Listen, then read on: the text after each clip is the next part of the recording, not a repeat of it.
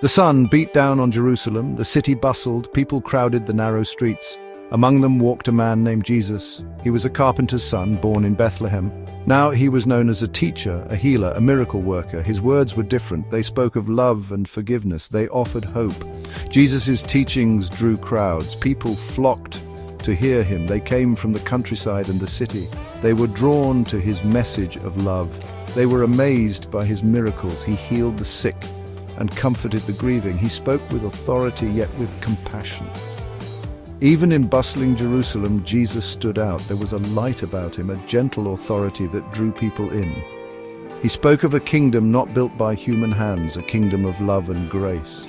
He spoke of a God who knew their names, their hurts, their hopes, but not everyone welcomed his message. Some felt threatened by his growing influence. They saw him as a threat to their power and authority. They plotted against him, whispering in dark corners, seeking a way to silence him.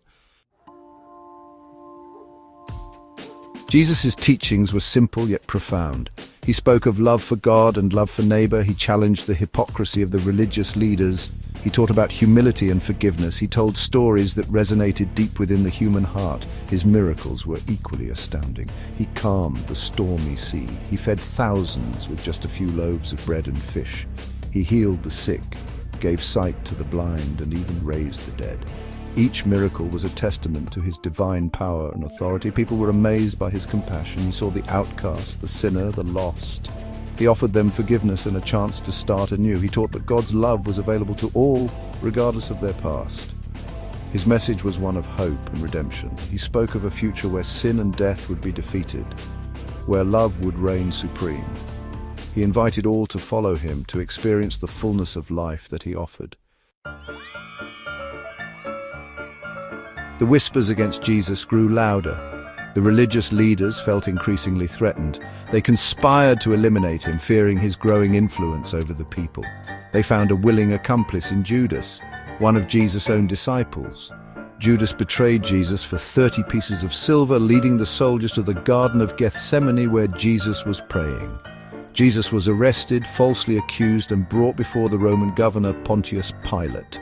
Despite finding no fault in Jesus, Pilate succumbed to the pressure of the crowd and condemned him to death by crucifixion. Jesus endured mockery, beatings, and the weight of the cross as he was led to Golgotha, the place of the skull. Nailed to the cross, Jesus suffered a slow and agonizing death, yet even in his pain he prayed for his tormentors, "Father, forgive them, for they do not know what they are doing."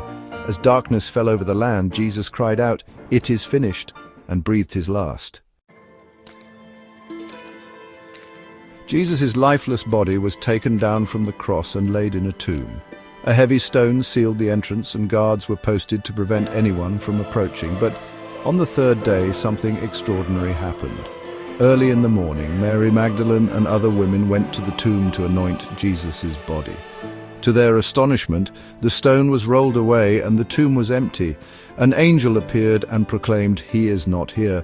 He has risen, just as he said." The resurrected Jesus appeared to his disciples and many others over a period of 40 days.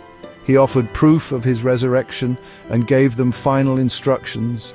Then he ascended into heaven, promising to be with them always. The resurrection of Jesus is the cornerstone of the Christian faith. It is the ultimate victory over sin and death. It offers hope for eternal life and the promise of a future reunion with God. Jesus' life, death, and resurrection transformed the lives of his followers and continue to impact the world today. His message of love, forgiveness, and hope continues to resonate across cultures and throughout time.